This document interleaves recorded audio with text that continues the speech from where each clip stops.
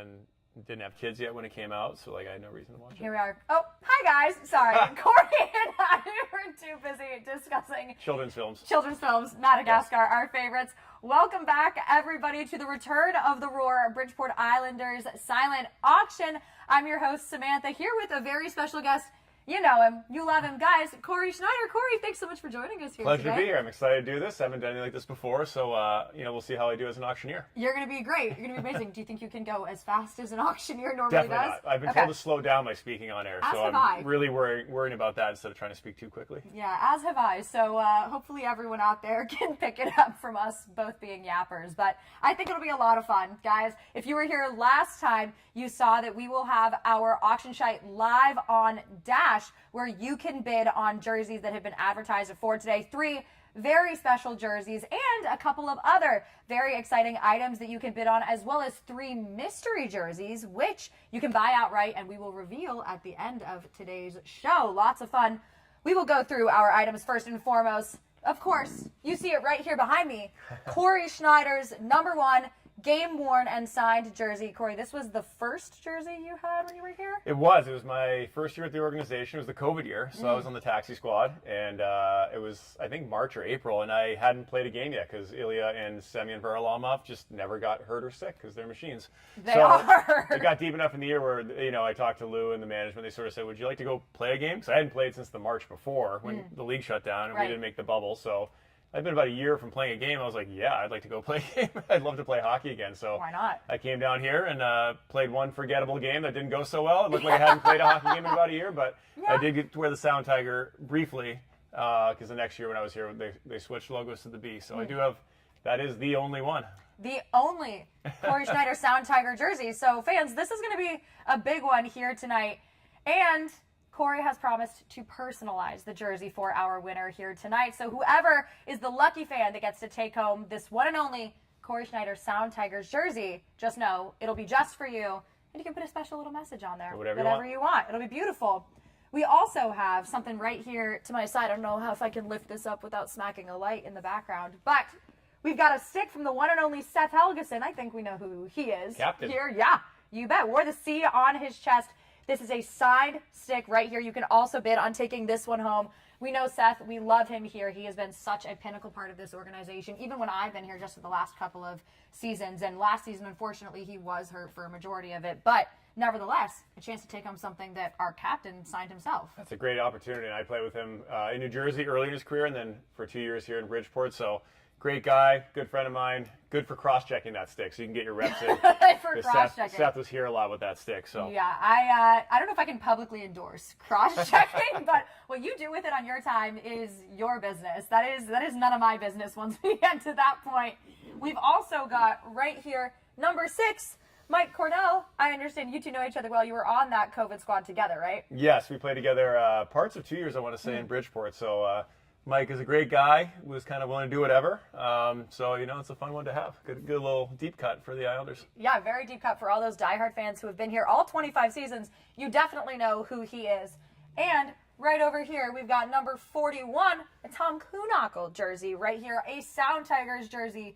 But, of course, you also played with Tom briefly, is that right? Very briefly. I played against him a bit in the NHL. Obviously, it's probably where I knew him the best. But then we were together on the taxi squad the COVID year again. So got to practice with him. I think I got in a couple games that year, but didn't really get to play with him per se. But knew him pretty well because we worked out a lot together as a practice squad. That's fair. Interesting you say you knew him best when you guys played against each other. Yeah. And I feel like that's something that people are always wondering about when you join a team with someone that you know so well as an opponent. I guess, how was that with Tom? Yeah, again, he won a couple Stanley Cups with the Penguins, so they were in our division with the Devils. Yeah, just a couple. Yeah. So we played them a lot with the Devils, so I knew him as a player. I knew what he could do and what, he was good at, but on that team, it's so deep that, I got to see him play with the Islanders in practice, and I realized, he's actually really good in his own right. He's not just a third or fourth liner that he had to be in Pittsburgh because they were such a good squad. So it was fun to, again, meet the person behind the player because you get a certain perception of them, and then you actually meet them, and you're like, oh, you're nothing what I pictured you to be like. Yeah, you're actually a different person now that I know who you are. You're not just my opponent that I'm trying to beat, and maybe or maybe not cross-check depending on whose stick you have and who you are. I was more of a slasher, one hand, so fair enough. Poke and whack. I just said you got a mitt in one hand, you got a stick in the other. You got to be creative with those, I guess. Yeah, absolutely. Well, like you said, Tom, couple of Stanley Cups. They're back-to-back with the Pittsburgh Penguins. German player right here. And, I was listening to an interview between him and Alan from his time on the team earlier today, and he spoke so much about how the AHL developed him as a player and how important it was for his development. He said he came into the league and he was just totally an offensive player, and then he spent a couple of years in the AHL, and that's where he learned, you have to be an all-rounder in this kind of league. You can't just be one kind of player. And so it really shaped him, and I feel like that's something that maybe you can relate to or talk about. No, for sure. I mean, I have a deep respect for the American League. It's a good league. People forget it's still, arguably the second best league in the world, maybe Russia, but you got to learn and develop. It's back when I turned pro, when games were filmed in black and white, of course, it was that long ago. Everyone had to go to the American League. You didn't make it to the NHL unless you were Sidney Crosby or Patrick Kane. I mean, everyone spent time in the American League, and I spent the better part of 3 seasons in Vancouver's system with Manitoba before I got my chance, and I felt that it really prepared me. I learned how to be a pro. I learned how to go through the ups and downs, because sometimes you get there fast, right, but you don't stay there a long time because you don't have the tools and the resources to deal with adversity. And when things go south, how do I bounce back? So again, I've always appreciated this league. And some guys, you're in a hurry to get to the next level, but sometimes you have to go through those issues and learn and develop before you can make it. Because again, you can get there fast, or you can get there for a long time. And I feel like the American League helps guys have longer careers than the guys who maybe skip a few steps, unless you're just that good, which some people are. Some people definitely are, unless you're just like that. But speaking of longevity, as you know, it is our 25th anniversary this year, a big year, and we've got one other prize here for auction that I want to talk about tonight. We've got the executive suite for our Military Appreciation Night. Military Appreciation Night is always one of our favorite nights right here, honoring those who protect and serve every single day, keep us nice and safe right here, and have sacrificed parts of their lives for all of us right here at home. And with that, here's how it works, friends. You can buy a ticket for $5. It's like a raffle. Each entry is $5. You will get a number with that entry. And then at the very end, Corey and I will randomly generate a number. One of you will win if that matches your ticket. And you and 13 of your closest friends will win that executive suite for Military Appreciation Night. Sounds like a pretty sweet deal for $5. Less than 50 cents a person. That sounds good to me in the executive suite. Sincerely. And then you can use that over your friends for a long time. You can say, I got you into an executive suite for Military Appreciation Night at the Islanders. You owe me big time. So think about that carefully when you're bidding and when you're looking for tonight. And then, like I said, we've got 3 jerseys, mystery jerseys we will not reveal until the end. But they're pretty sweet, if I do say so myself. So, fans. Pretty happy with the selection myself. So yeah, be good. I think so. Yeah. All right, let's get right into it, Corey. You spent so much time in this league, and you spent time in Bridgeport, both as the Sound Tigers and then as they transitioned to the Islanders. We're going to start right away. I know it's a difficult one, but do you have a favorite Islanders memory that just sticks out to you right away from your time on this team? And again, doesn't have to be on the ice. It can be anything you want, whether it was karaoke on a trip. Alan told me that some of the guys on this current team are apparently karaoke stars. I don't know if that was the same in your day, but well, do you have a favorite memory from your time? I didn't do any karaoke, unfortunately, but probably for the best. Shame. I That's know. a shame. Again, I'm sort of the old guy, so sometimes maybe the younger guys went and did that without me. They left me at home and didn't tell me. They would never. I know. No. That's a good question. There were some good moments, some highs and lows. I would say that the best moment was when we made the playoffs. My first full year here, I think it was 21-22, and we played the Providence Bruins in the first round. It was kind of the play-in round. We were the 6th seed, and they were the 3 seed. And we beat them in Providence in Game 1, and we came back here. And it's probably the loudest and most full I've seen this building since I started playing there. And we beat them in overtime to eliminate them and move on to the next round. So I think it was Atu Ratu, I believe, is in Vancouver now. Yes. He scored the game-winning goal in OT. So that was a pretty fun moment just to hear the crowd and the excitement. So hadn't really felt like anything like that yet. So it was, that one sticks out in my mind for sure. Yeah, I can only imagine the energy and how that felt in this building, and with this size of building and how passionate our fan base is. That night being there and getting that win to defeat a team that I would say is one of our biggest rivals. Oh, absolutely. Completely. Yeah, we play them 12 times a year. Can't not hate them. So it was a good feeling. Again, they were the higher seed. We kind of hard-fought game, the first game in Providence, so there's some bad blood already. And, it was, like I said, it was always nice to win in overtime, too, in the playoffs. That's a fun feeling. Definitely. Eliminating a team, moving on to the next round. Absolutely. Then you get to wear that with pride for Yes. the rest of your life, actually. You get to keep that with you forever. That's right. Talking about rivalries, I guess, what would you consider your biggest rivalry from when you were here on the team? Was it Providence because of that? Or do you think that I feel like from my point of view, the obvious answer right now is Hartford. Hartford, right. Right.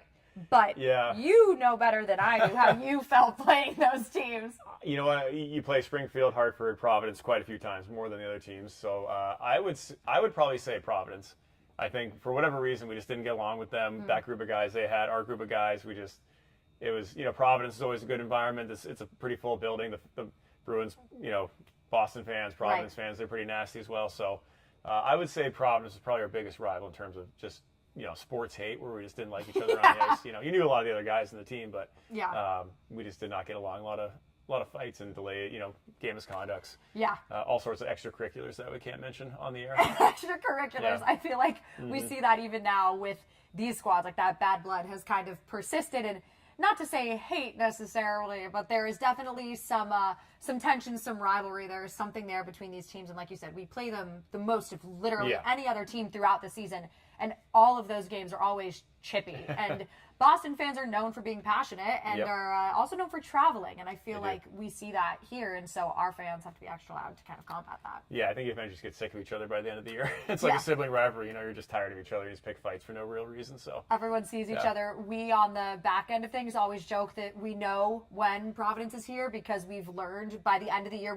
their warm-up playlist that you can hear from their locker room. Because we can hear it in the tunnel when we're on the opposing team side, like getting ready to do the anthem and everything like that pregame. And so we always know when they're here because we're always like, oh, and they're listening to Unwritten by Natasha Bellingfield. Like we know that's on their playlist. Great song, incredible song, that was by my the jam way. in college. I used to walk around campus. I get fired up for the day. That song is the best. Ooh, here's a good one. Yeah. What was like your peak pregame warm-up song? What was the song that really got you going? Ooh, that's an interesting question because I'd go through different iterations. I'd have playlists, and you get bored after a couple seasons of it, because we're very much creatures of habit. So you kind of stick with the same routine because it works until it doesn't work, and then you try to mix it up. But you know what? There was a band that my old teammate Roberto Luongo's brother-in-law played in called Stellar Revival. Okay. And they had a song called Crazy Ones. It's kind of a more heavy rock song. That was more rock alternative, that kind of stuff. So that one really got me going. The best intro song I ever had for warm-ups was in Vancouver. We did PSA by Jay-Z. So that one would get you going a little bit when you come out on the ice. So 2 different answers to that question. Those are fun. Okay. Yeah. I like that. You have to look that other one up. I was going to say, fans out there, if you're looking to add that one to your playlist, you just got an absolute deep cut recommendation from the one and only Corey Schneider. Take that one all the way to the bank. And I've got a little bit of news from our team behind the camera here. We've got a couple of tickets already bought for that raffle suite.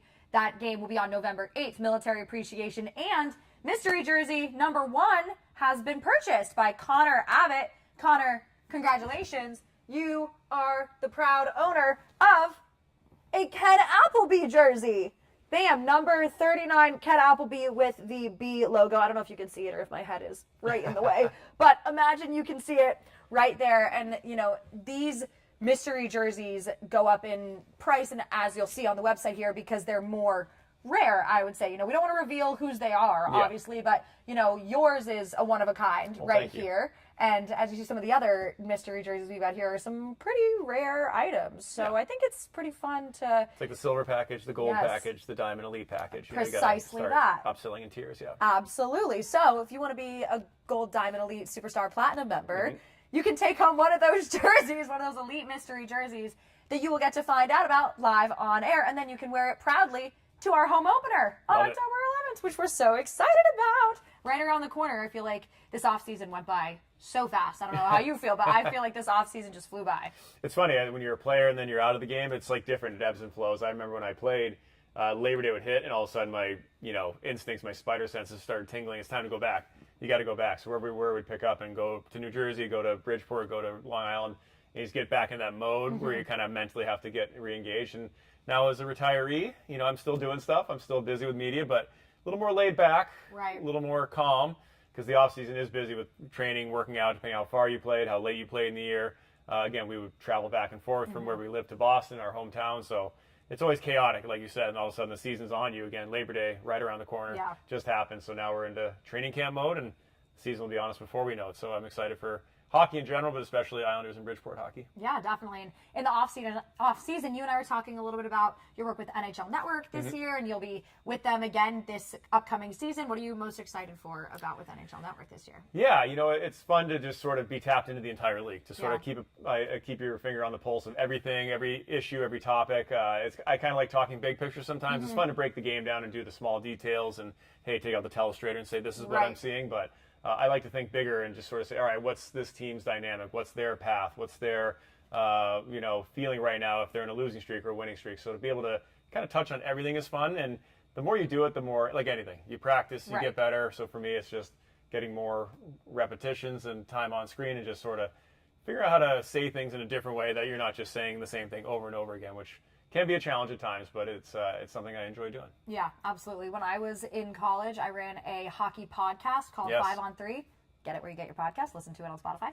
And shameless self-promotion for everyone still doing that at WFUV radio station. And I feel like I watch back so many of the episodes on YouTube, or I listen back to them now, and so many times I say the same things. I don't know how many times I'm there, and I'm like, they're great, but I just don't know if they have what it takes to win it all this year. And I'm like, oh my God, that is the most generic sentence I probably could have said. I had a little Ricky Bobby, didn't know what to do with my hands at first, just kind of with the mic and just sort of, how do I hold this? And just, oh my God. So yeah, you get a little more relaxed, a little more, get a better feel for it. You can kind of just relax and you're not thinking about every single thing you're trying to say. Right, definitely.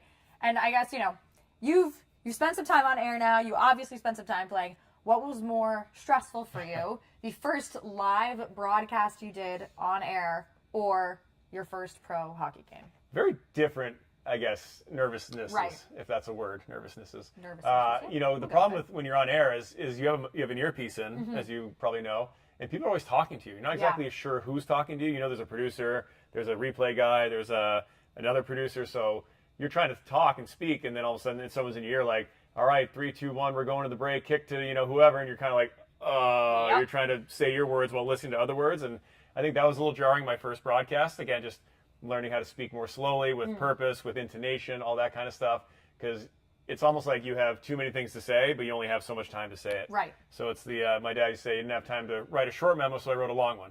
Sometimes you're trying to be concise, you end up saying more than you should, and you just sort of blather on. So I think keeping all those things in your head, it's like a golf swing. It was just a lot of moving parts. So I was nervous about that. You get more comfortable. Again, it's not as bad as you think. Like you said, you look back and you watch and you're like, but then there are also times you're like, man, that probably sounded awful. And they're like, no, it actually wasn't so bad. You're like, I kind of crushed that. Yeah, actually. Exactly. But I would say my first NHL game was probably I would say to put a bow on that, as I just ran on for 10 minutes. I enjoyed that. Well, as we said, you and I tend to yap, and I see now what you're saying about needing to be succinct, but that's something that I've also struggled with my whole life. But it's not a bad thing. It's not a bad thing to be able to talk about everything and anything. Yeah, and when we're here, for a while, and we're, just talking, that's kind of what you got to do. But sometimes, again, you have 30 seconds to make a point, and you have 4 points to make, and you're like, oh boy, all right, how do I do this? So that takes practice, and it takes learning, and it takes a willingness to sort of change and do what people tell you to do. It's sort of like a producer, you're there for a reason. Hey, think about this, think about that, and you're like, okay. So it's just taking direction. Yeah, definitely. Talking about, change and direction, everything, I guess, what are some of the biggest changes maybe you've seen, or whether they're just improvements or changes or whatever you want to talk about in, the Islanders, the organization, from the time when you started to the current iteration of it now, in our 25th anniversary? Yeah, I mean, obviously, a lot of change this offseason. It's been, sometimes change is a good thing. Lou did a lot of good things. The management group did a lot of good things with that group of players. And sometimes you just need to shake it up a little bit or get a new feel for it. So, obviously, Matthew Darch coming in, it's kind of just a new take on things. And having the number 1 overall pick, that's huge for any organization. I had a kid like Matthew Schaefer, got to meet him at the Cup Finals last year. Super nice kid. Really heard great things about him from people who've worked with him. And then, for me, it's just that core group of guys up top were together for so long and had so much success. And you see a guy like Brock Nelson get moved and Noah Dobson get moved, and they slowly start moving on from guys. And as you play long enough and you're in the league long enough, you realize that just is the nature of the league, that eventually guys and like get traded and move on. But you got to be excited. So there's some good young prospects here in Bridgeport this year, probably the best they've had in a while, just in terms of high picks, touted prospects, things like that. They haven't had a lot of first-round picks the last few years, so they definitely loaded up this year. So I think both Bridgeport and New York are going to have some different looks, but I think the future is exciting, and that's a good thing for Bridgeport because hopefully we'll see some of these guys here at some point to do what they do, and not too long though, because hopefully they'll be moving on to the big club and helping the Islanders. Yeah, of course, we hope that everyone goes onward and upward in their career, but here in Bridgeport, I feel like this is where we get to see, like we were talking about earlier with Kuhnhackl, like you get to see sort of that development, you get to see them become, a lot of them are truly young men, like very young, 17, 18, kids. 19 years old, literally kids. I mean, I am older than a vast majority of this team we discovered last year, which was incredibly humbling. But as we figured that out, it's, they're so young. They're learning what it is to be a pro athlete and a pro hockey player beyond college, beyond, Russia, wherever they're from.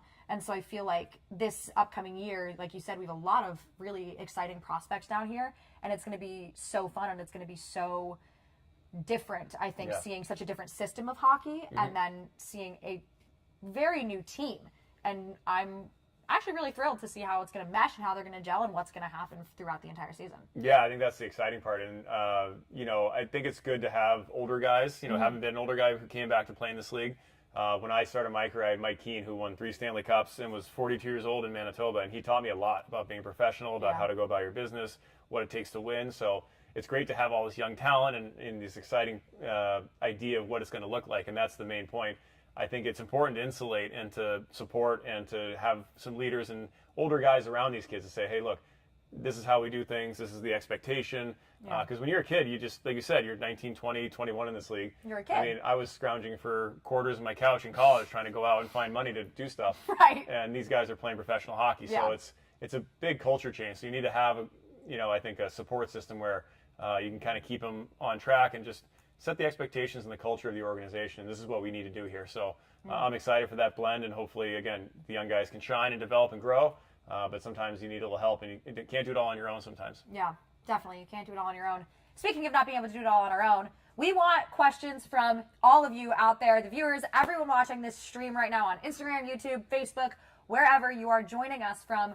We want you to comment any questions you might have for myself and Corey, whether that be about teams, whether that be about the NHL, our favorite movies, literally anything. We would love to chat with you about what you'd like to hear. And you've got your first bid on your own Corey Schneider jersey. Shout out Scott Burns. Getting it started. Scott, right now, you are the proud owner of a personalized signed Corey Schneider jersey. So if someone else wants to steal that from him, now's the time. I figured it was going to be my wife, so thank you, Scott. I appreciate that. You thought it was going to be your wife. Last time, when Alan and I were here, there was a bidder that we were convinced was someone's brother, was a player's brother. We were so convinced they had the same last name, and we were like, they've got to be related, right? He's got a burner account. He's bidding on his own jersey. Okay, and you know what? That would actually be pretty funny. I feel like at that point, you could just send a text. But if you want to do it the good old-fashioned way and bid on the jersey, unfortunately, if that was him, he did not get his own jersey. Someone else did win it. Okay. Yeah. It was very tragic, but that's okay. Oh, my producer has said it was Andrew Ladd. It was Andrew Ladd's maybe sibling, brother, someone. We don't know. If it wasn't, we don't know, and we're sorry for confusing you. Andy Ladd? Andy Ladd? Yeah. Yeah. Close but different. Yeah, close but different. We don't know. But we'll figure it out. But I think this is a nice time. We got a couple of questions in advance from some people out there on our X, on our Instagram, everything. Starting here. Okay, this one is from one of my close personal friends, Jack Warner. Thank you, Jack Warner, for submitting this question. Corey and I were kind of discussing it before. If you could be any penalty in hockey, what penalty would you be? So I said we're personifying penalties. Yes. I alluded to it earlier with Seth's stick. I think I'd be a cross-check. Okay, it's a very just like deliberate, you can, there's good penalties and bad penalties. Right. You get a little trip, you get a little slash, a little hook. Those are penalties that coaches, they drive them crazy. They're kind of soft penalties. You get a good cross-check in on somebody, it's like, all right, I earned that 2 minutes. Like at least I earned the penalty. And it's like the refs do, it's a very forceful motion. Like, it's not just like delay a game, too many men, something like that. It's a real penalty. So if I could be anything, I'd be a cross-check. You'd be a cross-check? I like that. I think now I feel like my answer is a little violent, but I said I would be a game misconduct penalty, preferably for fighting, because I say this for a reason, not because I am a fighter. I am a lover, not a fighter, but merely because I think that is what gets the crowd going like nothing else. And again, I'm not endorsing a game misconduct penalty. It's part of the game? It's you, but it is. It's part of the game. I think one of my friends and I always quote and joke the very famous video of Wes McCauley calling the 5 minutes for fighting. And like, yep, exactly. Yeah. Wes is the best, too. Wes is genuinely, every time I went to an NHL game growing up, whenever Wes was there, I was like, this is It's going to be theatrical. entertainment. Oh, it should yeah. be. It should You're be. there to entertain. You're Exactly. an entertainer. It's Let's true. go. It's very true. Game misconduct can be verbal, though. You can say something. You can say the wrong line. I've seen that before. Also true. A lot of chirping and then see ya. I do like the call, the old game. Just a 10-minute. Just it's Just like basketball, like charging, blocking on the foul. hips. Yeah. Yep. That's I a good like signal. it. It's kind of sassy a little bit, but you know what? I like it. Shout out to all of our reps out there who keep us honest. Oh, Colin's got a question. Colin asks, who is the funniest Islander? Ooh, we talking big Islanders or I'll let you pick. You can say whoever you'd like. That's a great question. I'm trying to think back. When I played here, we had a pretty good group of guys. We had some characters. Helgi was pretty funny. He was like the sour, sort of surly captain, but Yeah. he'd always give people crap, which not everyone likes. It's like that. He's an old school guy where he'd give you a hard time and call you out and stuff, but in a way that was just so gregarious and big Helgi Midwestern. What are you doing? Like it was pretty funny. So he kept things pretty light as the captain. So I would say that's a good one. Up top, the guys I played with. Again, another really funny group of guys. JG Pajot is sneaky funny. He's like I don't know if I would think of him He's as the like quiet total little subtle jokester. guy who's got that smirk, like he knows something you don't, but he's always well timed. Some guys are loud and you're like, all right, there's guys who just talk a lot and are funny because they're always saying stuff. But Pedro was kind of like a subtle, just little jab, and you'd be like, where'd that come from? Just the right timing. Just and you'd like be the button thinking on about it. though for the rest of the day. You're like, did he mean that? Was he serious? He kept you thinking though. But I like that. I like that kind of humor. I like that. I would say down here, I don't know. I've had some fun experiences with Matt Maggio. Oh, okay. I think he is just so like. The word that I used to describe him is like jovial and playful, and I have a very vivid memory, which I might have talked about in our last auction with Alan, was that we had dogs from Lucky Dog come. This was 2 seasons ago, so this was before we had Pucks and Paws last year, but we had dogs from Lucky Dog Refuge in Stamford here, and Matt Maggio ran away from warm-ups and got on the ground, and I have a very good photo of him just on his back, dog on his chest.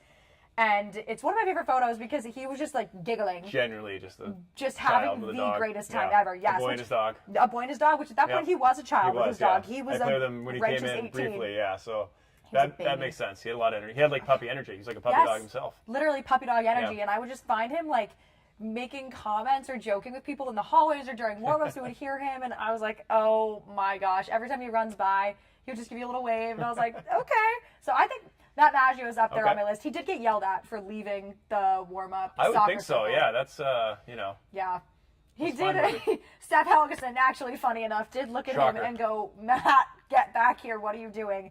He stood his own though. He said, "Give me a minute. I'm with the dog." Hey, got stuff to do. Man with his dog. Don't interrupt a man with his dog. I respect that.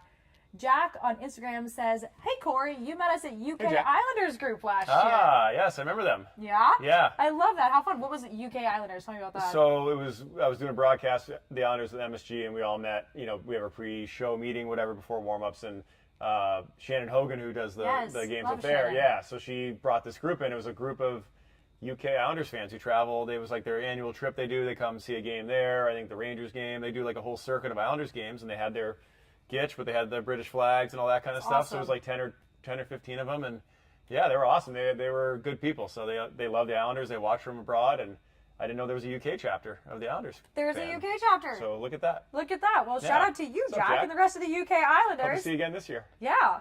We've got a new update on your jersey. Oh. William Hobson now leads Billy at $270 there. Nudged out Scott Burns by $20 there. Scott, I'm so sorry. The rest of our jerseys don't have any bids yet, but guys, don't wait until the end because this is what happened last time. And then we got into a right old-fashioned bidding war up until the very end. Don't wait for it because I think a couple people lost out on those jerseys last time that they were quite disappointed in. And I don't want to see that happen to you. So be sure to hop in on those jerseys now. And also, both of our other mystery jerseys are still available. So if you want a chance to take home a piece of Islanders and maybe Sound Tigers history, be sure to hop in on those mystery jerseys before it is too late. And so you were talking about just now, UK Islanders. I want to know, where's the coolest place your career has taken you to? Whether that's to play internationally or whether that's, somewhere that you got to go for broadcast, anything like that? Where's the coolest place you think your career has That's a taken good question. you to? I played a lot internationally growing up, like Team USA, that kind of Yeah. stuff, which is awesome. Anytime you play for your country, it's amazing. Right. A lot of my events were like in Eastern Europe, so it was like Belarus, Slovakia. I did a World Championship in Moscow. Sweet. That was interesting. But I'm trying to think. I love Vancouver. That was an awesome city that I knew nothing about as a young player. The crowd, the fandom, that was very awesome. I think probably the favorite place I may have been might have been Stockholm, because we did before the World Championship in Moscow, we did a week in Stockholm. We played against the Swedish team. They had a week in the city, just sort of explored. So that was my first. I was just out of college, Yeah. so it was kind of my first, like with the professional guys, just exploring a foreign city and being like, oh, this is pretty sweet. Yeah. So the broadcasting's great. It takes you to a lot of cool places within the United States and Canada. But yeah, I think Stockholm and Moscow was interesting. Like I said, Yeah. I'm glad I went there and saw it and did it. Like, I don't know if I'd be in a rush to go back, but as a 21-year-old kid, you're like, oh, guess this is Moscow. Completely different. This is Moscow. Yeah, It's what so you see very photos different parts. of online. Exactly, parts of the world you never thought you'd see that you get to see. So that's one of the perks and one of the fun sides of playing the game. How surreal is that when you're, you said you were fresh out of college. We were talking about you went Yeah. to BC, Yeah. right? Yes. Fresh out of BC. And then you're, 22, 21, and you're all of a sudden in Stockholm, Sweden, playing against the Stockholm Yeah. team. Like, how surreal is that as a child? It was, it was like I said, I was the third goalie, so I wasn't expected to play a whole lot. But they do it a lot where they bring a young guy along just to Right. get you experience. So there are a lot of full-time NHLers on that team. Phil Kessels, Ryan Suiters, Keith Ballards. Guys I watch play on TV, and you got to get thrust into that. And they're all they'd all made money. They all been professionals. And I sat there with my per diem they gave me. They give you a little bit of money for the tournament. I'm hanging on to it like grim death. There's a casino there. The old guys are spending and gambling, and I'm sitting around looking like, where am You're like, I? this is my dinner money. Exactly. Like, I need this when I go home. This. I mean, they take good care of you, so they pretty much pay for everything. But I was like, this could last me the summer. This $1,500 in True per that. diem. So it was definitely an eye opener, and they were great. Like, the older guys understand that. So that's one of the best things about hockey is you kind of pay it forward. So when I first came in the league, there were a lot of older guys on that team.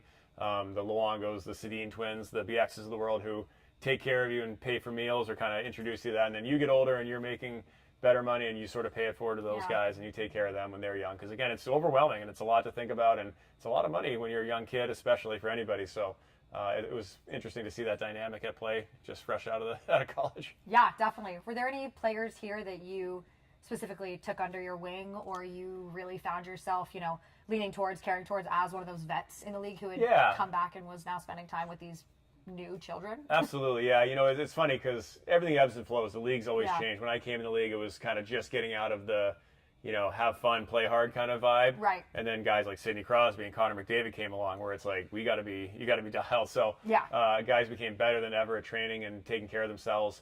But it led to a little bit of isolationism where people could go play video games or go on their phones or whatever. So my wife and I always tried to make sure wherever we went that we brought people together. So when I was in Bridgeport, we'd host Halloween parties. We try to do Easter dinners. We try to just get guys together and get them, off the ice, because that's where you develop those bonds. Is you can play all you want together and you can do it that way, but the more you get to know guys' girlfriends or wives or kids or partners or whatever, it just sort of brings you closer as a team. So again, we had a few team events at our house, and again, there's a lot of turnover. Guys come and go, sort of up and down, called up and down, but Jacob Skarek was my goalie partner for a bunch of years, so you don't want to over saturate guys with information and try to tell them what to do. Right. But Jacob was great about asking questions and picking my brain when he needed help. And if I saw something, I'd say, hey, maybe thought about that. So, I had some great mentors in Roberto and Marty Broder, just to name two. Not too bad, I would say. Exactly. So I was pretty fortunate and blessed to have that opportunity. So again, the tough thing about perspectives, you don't get it until you're older,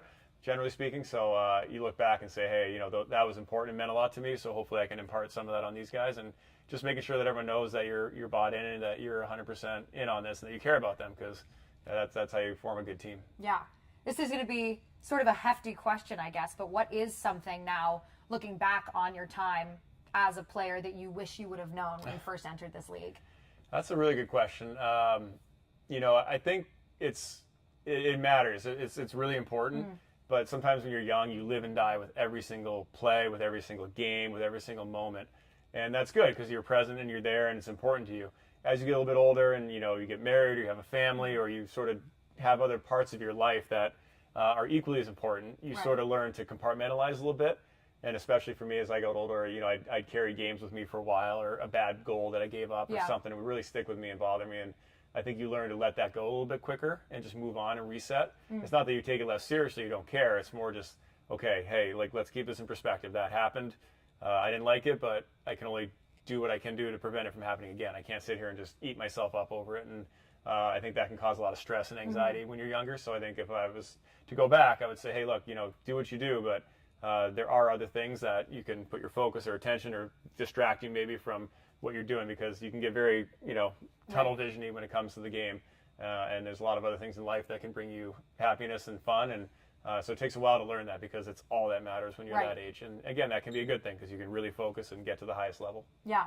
I feel like that's something that we hear about a lot, especially, later on in the season with playoffs, with, cup contenders at any level in this game. I feel especially with goalies, we hear so much about, that short-term memory and how important that is. And you can really see the effects of it when you can tell that someone is carrying the weight of the last game, of a bad goal, of a simple mistake, anything. You can see that in these people, and as they grow, and you see it even in the NHL all the time. And it's like, that truly is so important, just being able to let it go. But easier said than done, obviously. Yeah, for sure. It's, like I said, in the moment, it's really hard to do. But, I'm kind of hyper analytic. I can overthink things at times. And sometimes you come across guys who just don't have a care in the world. And you're just like, I wish I could have that. Because sometimes you're just, those guys can be the best in pressure moments or big games or situations. Because, like, oh, well, I'll do the next one. You're like, I wish I could do that. Like, that would be great. So it's something that some guys just have, or something you can learn and work on and develop. And, it takes time, though. Again, you don't know until you know. So it's,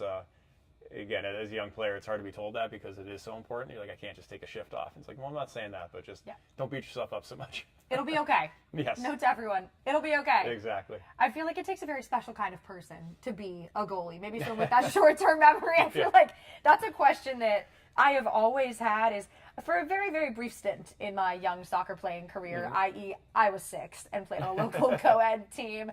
I wanted to be a goalie, but I was so scared of a ball flying at me. And that was when I was, 6, and that ball was probably going like half a mile an hour. Seemed like a million to you at the time. Yeah, it seemed like a million to me at the time. I was very little. Yep.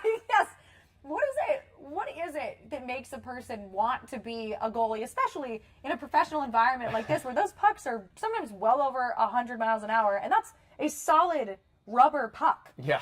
Well, I mean, it's a good question. Part of it's having an older brother who is a forward and shoots on you all the time, so you don't have a choice. You sort of get used to getting hit by things, and hey, go stand in the net, I'm going to shoot on you. Say, all right. Okay, anything for you? And then you get super competitive, so you want to beat him. I've always looked at it the other way. I think the guys who block shots with no pads on and no, like my defensemen who stand in front of slap shots and just eat pucks in their stomach or off their neck, or, God forbid, off the face. I'm like, you guys are the crazy ones. I have all the equipment on. Right. I'm wearing all this stuff, so it doesn't hurt me. You got a cage. You guys have nothing on. You're still standing in front of these shots. But, to your point, it's just something I almost got more nervous watching games than I did playing games. I don't know if that's the control side of me, where I'm like, I like to be in control because I feel like I can dictate what happens.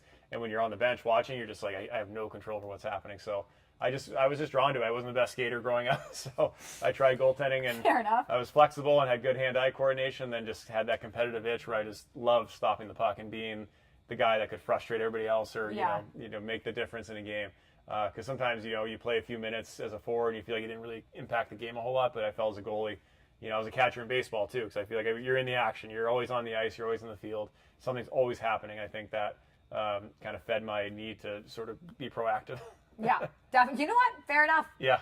I guess. I don't like sitting and waiting. No, I mean, I wouldn't either. At least in that sense, you're truly in control of what is happening in that moment. I mean, it's all on you, which is, like you said, a lot of pressure, but also it's pressure makes diamonds. That's right. Take that one all the way to the bank, everyone. I want to take a moment and highlight this one right here, this stick that we've got, though. Oops, if I can do it without hitting and knocking over this lamp. As I said, Seth Helgeson stick, we talked about a little bit earlier, one of our captains right here in Bridgeport, and you said that you thought he was the funniest Islander. In his own way, yeah. In his own way. You thought he might be the funniest Islander from your time down here. Can you talk a little bit more about your experience playing with him, what it was like, being on that team together, and then now seeing the player he is and seeing it from a broadcaster's point of view, everything that he is to us? Yeah, I mean, I met Helgi a long time ago when he was in New Jersey. He was drafted by them, so that's when I was there. So he made his debut with us, and He was a funny kid because he was like a Midwestern, just big, strong. Simple game, not a whole lot of flash to it, but you knew you were going to get from him. When he played in front of me, I knew he was going to work his butt off. He was going to be mean, nasty, clear out the front of the net. He wasn't going to make every single play, but he gave it his all, and he worked hard. And came back here, later in my career and his career, obviously, and to see his maturation and development into a leader and being that guys look toward. It was kind of fun. It was fun to see the different iterations of him, hang out with him more as a peer as opposed to the young guy in the team in New Jersey. He came a long way in terms of that, but he was a staple here. He gave everything he had. That's the one thing you can never question about Seth, was that he laid it all out there, and he never saved a drop of energy or antagonistic stuff. He was always willing to run his mouth or stand up for guys or do what had to be done. So he was a good player here for a number of years. So again, it all catches up to us eventually. That hard, rugged style doesn't. You feel it. Trust me, you feel it now. You may not feel it then, but when you get out of the game and you're older, the aches and pains are there. So he deserved every minute he played, and I really enjoyed playing with him. Yeah, I feel like we see that so much, even, when I saw him play, not this past season, but the one before, watching him as a captain, watching him in all of his time here, it's like you do notice that enforcer isn't exactly the word I want to use, because I feel like it has a negative connotation, but he just stood up for his team. He didn't let anyone, beat up on some of the smaller guys, on some of the newer guys, anything that, players from other teams thought maybe they could take advantage of. He stood by his team, and that's truly what I think a great captain is he knew that he was a leader, and he meant everything he did on the ice, and he did it decisively. Yeah, he did a lot of the thankless jobs. There's a lot of things that go unnoticed with that kind of stuff that not everyone wants to do. Not everyone wants to be the guy getting his nose dirty or having to stand up and do things or talk to the refs in a certain way. And Seth was always willing to do it, and he cared. He cared every single game about winning and losing. And I think I talked about insulating and supporting young players. That's a guy you look at and say, this guy is working his butt off here. I got to do the same thing if I want to keep up and not get called out. So he did bring that element to our team, which was important. Yeah, very inspirational as a player, as a leader. We see him now, even as a man, as a father, and not father, but as like a husband. I see him and his dog and his wife were here for Pucks and Paws when they were on the ice, and it was the sweetest thing in the world. Yeah, he's got a soft side to him. He's like a big teddy bear when you get to know him. That is one of those very surreal moments that we were talking about earlier, where you're like, oh, like before we were on air, you and I were discussing, or even here, it's like, oh, you're a person. Yep. You are a real person. I think to me, Seth was always, like you said, like very rugged, very focused, very locked in on the game, and then I watched him and his puppy interact on the ice, and I was like, oh, that's just a big man who loves his dog. Yep. Oh, yeah. Loves his dog. Very sweet. I am personally very thrilled for Pucks and Paws yet again this year. Who doesn't love dogs? Who doesn't love dogs? And they're going to be here, all of them. Bring your dogs. I think that's the theme night I'm most looking forward to this year. So we would love to have you here for Pucks and Paws, showing up to pet every single dog you want. All right. My wife might be home with 4 of them, so I got to be careful. Wow. You know what? That's fair, though. They need homes. They need loving homes. We'll have them here. That's right. You can pick up a very own puppy that day, and you could name it Corey if you wanted to, or Storm, or any other thing. It is your choice. It's your puppy.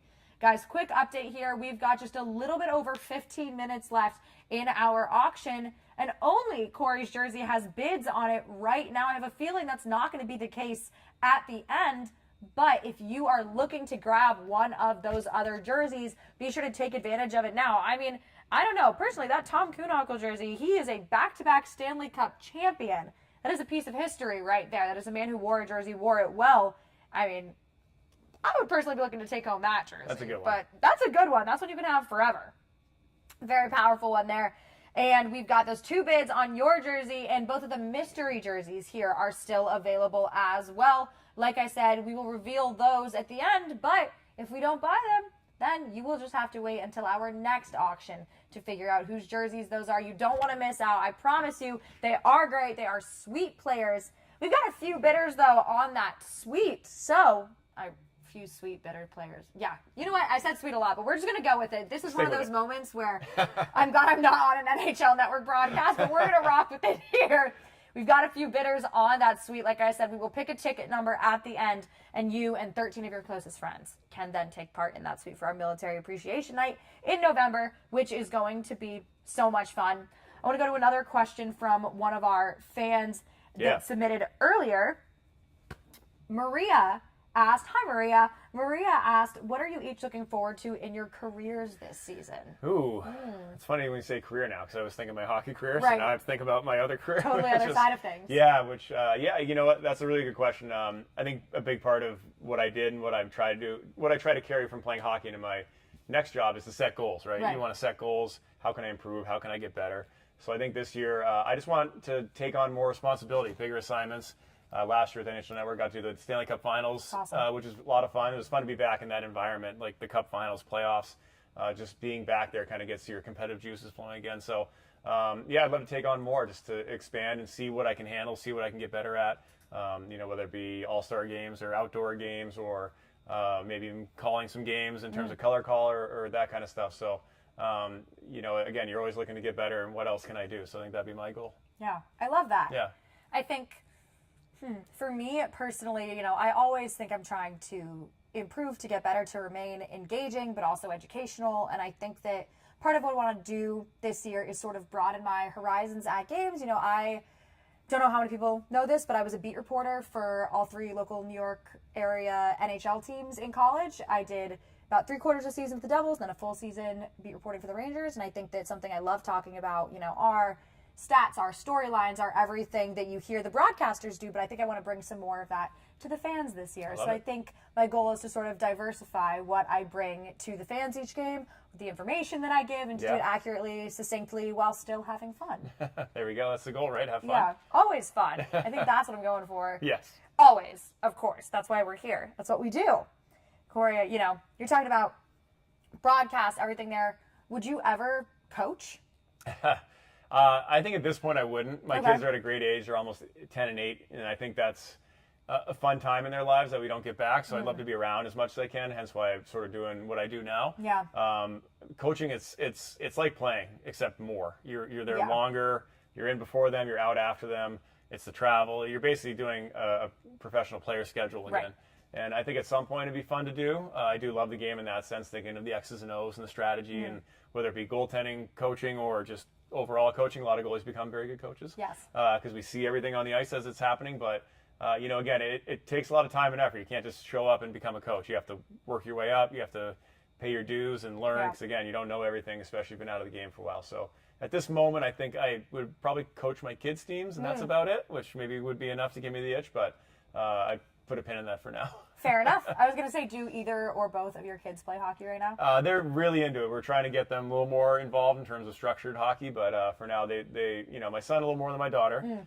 He's the almost 10-year-old, so he does love everything about hockey. He had quite the slate last year, games he got to go see. So nice. He's a huge fan. So that's a good starting point. It's hard to get them to like it if they don't like it already. So he likes it. So we're working on getting him on the ice more and just getting better and better and better. I love it. Yeah. Good. Maybe your daughter will get into it too. Maybe she'll end up being a future PWHL player. She's the one who'll probably pick up a stick and just figure out how to play like that. She'll be like, oh, this is easy, and just do it. She's like that. So a talent that I wish I had. Exactly. Something I do not. You mentioned you were not a great skater growing up. I am right there with you. Okay, all right. Oh, man. I cannot skate. For everyone that was at our team skate 2 years ago, you all saw me fall. So I'm glad that we can all share in that together. There's a lot of photos and videos of that, actually. Proof. Okay. So much proof. All right. So maybe if you're lucky, all of our season ticket members out there, you'll see me reprise that this year. But hopefully I can stay on my feet. Like we talked about, just, got to move past it. Just don't get fixated on it. Just look forward. No, yeah. Always forward, never back. What's done is done. What's done is done. I'm just going to try my best. Keep going with it. I think this is maybe a good time to bring in a question. Another question asked by my friend Jack here. He asked, if I had to pick one PWHL player to slot into the Islanders organization, who would it be? And maybe I'll ask you the same, but you can pick any professional women's hockey player, Olympian, anything you want. I feel like, although I know that I love the Sirens, I am a Sirens girl at my heart, I feel like I've got to pick Kendall Coyne-Schofield. Good pick. I feel like I must, I mean, talk about an all-around player, talk about a leader, talk about someone who's offensive on the ice and an incredible stick handler. I feel like I have to pick Kendall. I mean, she's just unreal. Yeah, great skater too, so that's an important element. That's a good pick. I would probably have to go, I'd go Hillary Knight, Boston girl, Boston College. Another good pick. Similar vein though. Yes. Experienced, seen it all, been there, offensive. I know getting maybe towards the end of her career, but that's the kind of player you need to help, a young group of hockey players. So I worked out with her a couple summers around Boston, so I've got to know her a little bit. Just tremendous person, just tremendous player. So I think that character skill combination, that'd be my pick. Yeah, very good pick there. Yeah. I love Hillary Knight. She is incredible. I really love that. I want to talk about my personal favorite character, friend, Tiger, Storm, our mascot. Yep. My favorite person. I love you, Storm. Love you very much. If you're watching this, Storm is obviously my favorite mascot. If you had to pick a favorite mascot besides Storm in the league, but I'll expand it. I'll expand it to NHL as well for the sake of variety. Who would be your alternate mascot in place of Storm? I mean, Gritty's a little too obvious. Yeah, I feel like that's an obvious one. But I haven't gotten on the Gritty bandwagon. Everyone loves him, and Really? I get it. I think it's brilliant, but maybe it's just the coming down from the ceiling by his feet in a mermaid costume doesn't do it for you. Maybe if you spend enough time with the Devils and Islanders, you learn to not like anything Yeah, about the that's Flyers. fair. So no disrespect, Philly. Respect that. Gritty, love you, but that's a really good question. There's a lot of good ones to choose from here. I feel like Yeah, I kind of like the Vegas Knight guy. The Okay. Knight, he I gets like on the the Knight. ice with the sword. Like Yeah. that's kind of, I like that. Yeah. Got a little edge to it, no pun intended. I'm trying to think American League. I kind of like the Hershey Bear. yeah. Yeah. I also like the Hershey Bear. Yeah, just reminds me of chocolate and Yeah, Hershey Hershey and just Park. cuddly. Yeah, it's like a chocolate bear. I don't know. Something about it's very, very soothing. Okay, Nice. Yeah. I could go with that. I Yeah. feel like AHL, I gotta go Manitoba. I gotta go Moose. Oh, that's right, Mickey. I mean, it's a That's moose. right. Mickey the Moose. It's right in front of I you was the gonna say, whole time. I'm shocked that God. you didn't pick that, considering Ah. your history. Silly of me. That was. Silly you. You'll be getting I should a pick- text I know. from someone up there Somebody. later today. Exactly. No, Mickey was a good one. I like Mickey Moose. I like He Mickey looked like Moose. Bullwinkle. He was very like a caricature of a moose. Right? Yeah. It's endearing. It's fun. I like a moose. Great for an ice environment. Good call. And I feel like if I'm going NHL, I'm going Bernie because I'm from Colorado. Was born and raised an Avs fan, Yep. and I've got so many lovely photos of me as a small child with Bernie in his doghouse, and I loved him very much. So A lot of nostalgia. there we go. Oh, here's a fun little fact. Hi, Mike Cornell. Apparently, he's tuned into our Instagram live stream. Corny, what up? That's so fun. I hear there's a fun story there, actually, about Corny being a backup goalie for a game in Charlotte. Like, if you're watching this, I'm sure you know what we're talking about. Can you tell that story for everyone who doesn't quite know? He's saving my butt. We were in Charlotte, and you're in Charlotte, so you're there. You're not here where you can call people up. And I did the morning skate, and I didn't feel like pucks were hitting me. It was kind of hurting. I was like, I felt sore and tired, and I was like, I don't feel great. And this is 2021, so I went back to the hotel, and I woke up, and I was like, I feel like rubbish. Yeah. So I called my trainer. I said, I think I have COVID, which I did. I ended up getting quarantined in the hotel for like 4 days before Christmas. However, the bigger issue was that I was supposed to play that night. I was the starting goalie. We had Jacob there already, and they didn't have time to call somebody in because it was 4 o'clock before the game. And Mike said, I'll throw the pads on. Okay. So sure enough, I don't know if you've seen Mike. He's a little bit shorter than I am. And so he had to wear my equipment because there's nobody else. So he was Sharing in my is gear. caring. I saw a video of it. The guys recorded it, and he did great. He stood there and took warm-ups. Awesome. You know what's the best is when guys know you're not a goalie, they tend to shoot higher and harder. Yeah, Just because they're I'm like, all right, sure. we're gonna see how tough he is. So I think Corny got a fair share high and hards. But yeah, he backed up the entire game. He took right over, did a great job filling in for me. So Love that. yeah, jack of all trades. He could do everything. You know what? Shout out to you for that one, Corny. That's pretty incredible, actually. So, fans, if you want a chance to take home his jersey, unfortunately not the jersey, probably, No. that he wore in that Probably wouldn't fit backup over moment. his player jersey probably fit over my goalie gear. So. Yeah, I would be willing to I don't bet know how that they that's figured that about one out. right. Yeah. Yeah, I don't know. But if you want a chance to take home his jersey, we've got it right here. I'll turn it around for you. Sound Tiger jersey. Cornell for you. Be sure to bid before bidding closes in about 5 minutes. Oh, Tikanen's also watching. Hi, Henrik. How are you? What's up, Teeks? There How he you is. doing? Good to see you virtually. Little I goalie guess. love. I love Hope it. you're doing well. Yes, I was going to say Love goalies it. supporting Appreciate goalies that. right here.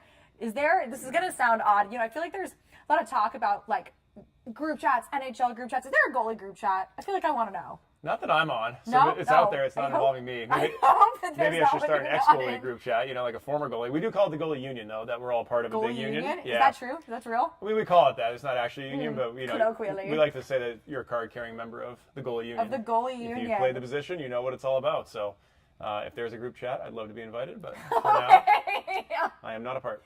Well, you know what? We'll work on it. We'll work on it there. Anybody out there, let me know. Anybody out there, feel free to hit us up. Corey Schneider wants to be a part of the goalie union group chat.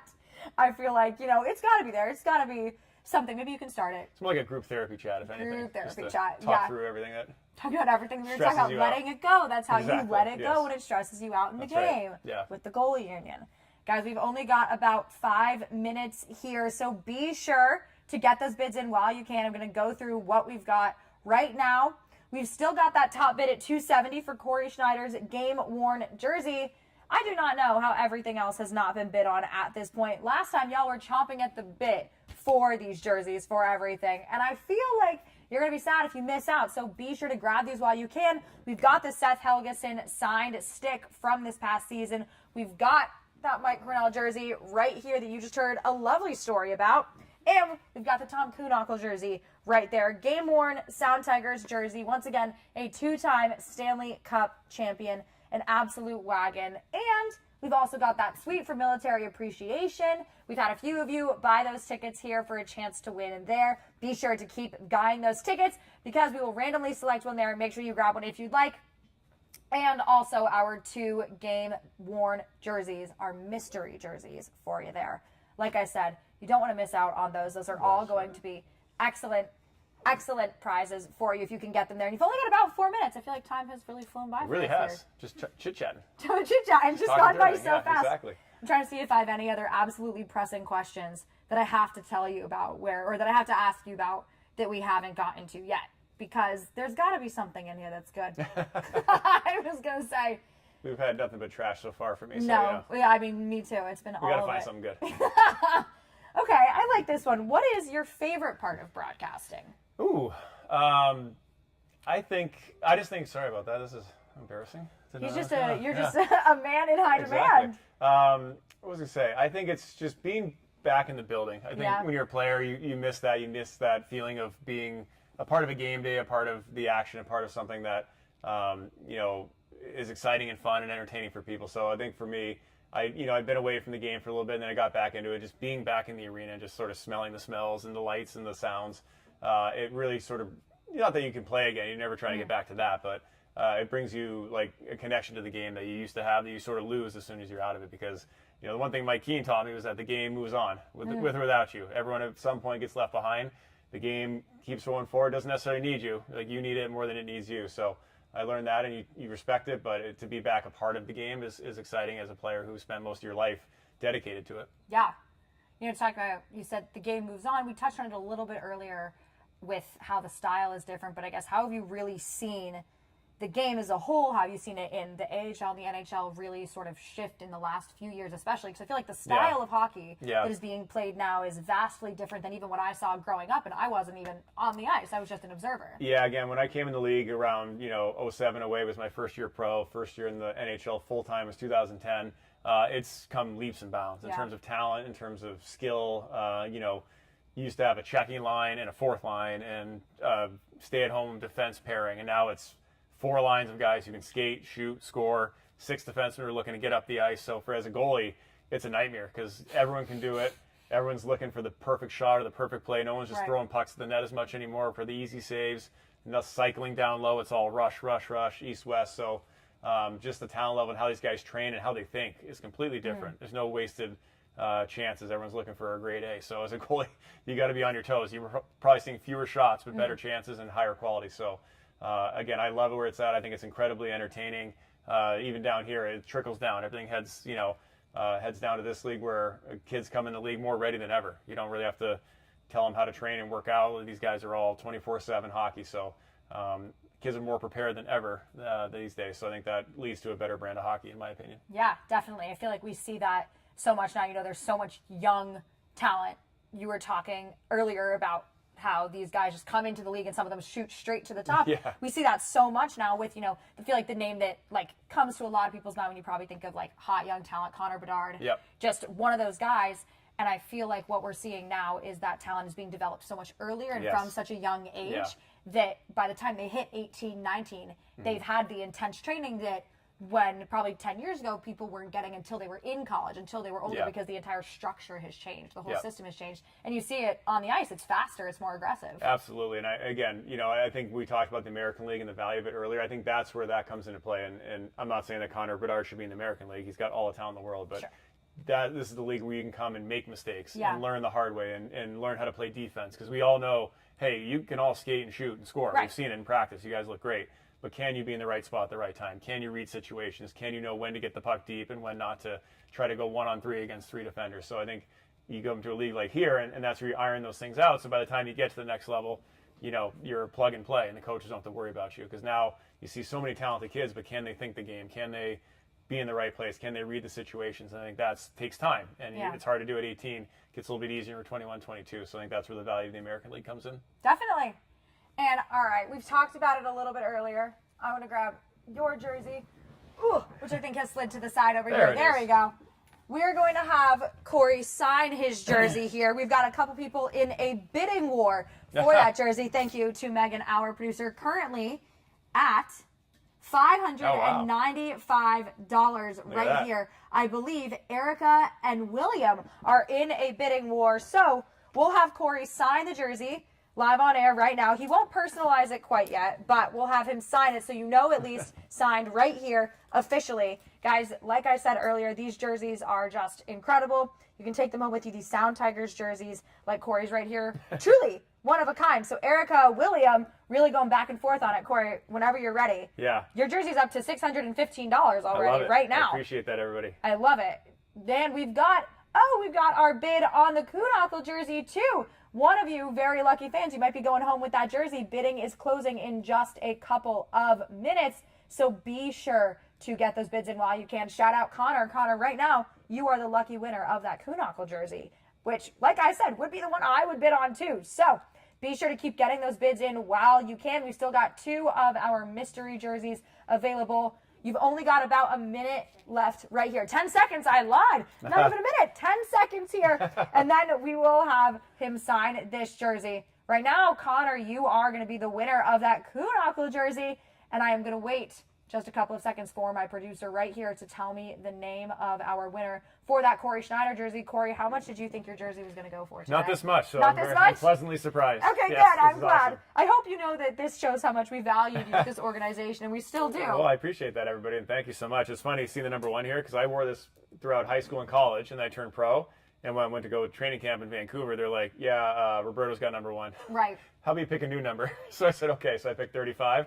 Have worn 35 my entire career. This is the only time I wore the number 1. Really? After that fact. So I don't know how to sign the number 1 jersey anymore. It's been a while. I was going to say, it's been so a I'm trying minute. to figure it out. So I'll throw it down right I was going to say, we're doing some artistic There we go. deliberation here. There, Oh, personalized beautiful. up top. Yeah. And you've got the 35 on it because I did that write is 35. where you were. You wrote the 35 on it, but even more so, There a you go. one-of-a-kind item. We're in an overtime bidding war here for this jersey, waiting to see who is going to go home with it. And then you will be able to let us know if you want to personalize, if you want your name, whatever you'd like, and we can get that done for you. That's pretty fun. How did you pick 35 as your other number?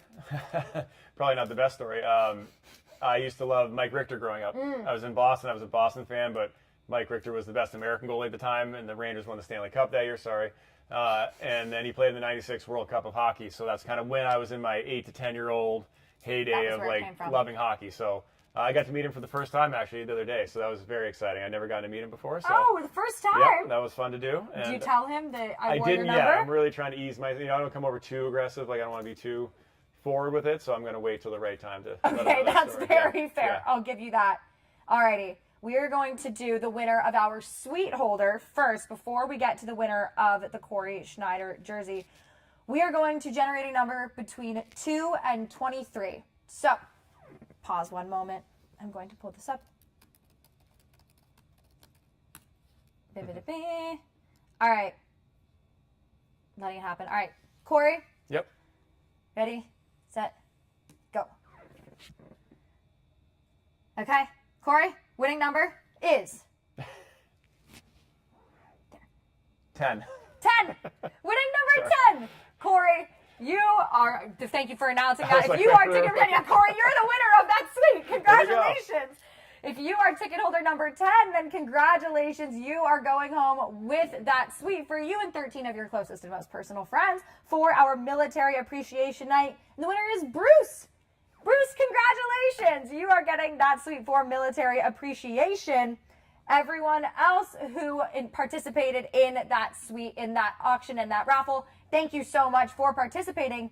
And I think it is just about time to figure out the winner of our Corey Schneider signed and personalized jersey. Our winner is Erica. Erica, congratulations. Thank you so much for being here today and for participating. You are going home with this signed and will be personalized jersey from the one and only Corey Schneider. Corey, thank you so much for being here today. This was so much fun. Yeah, thank you. It was great. Absolutely. Erica, congratulations. Bruce, congratulations. Everyone, thank you so much for being here. We really look forward to seeing you for this season, our 25th anniversary, the return of the Roar, right here for the Bridgeport Islanders. Guys, can't wait to see you for home opener. We will see you on the next Return of the Roar. And as always, let's go Islanders.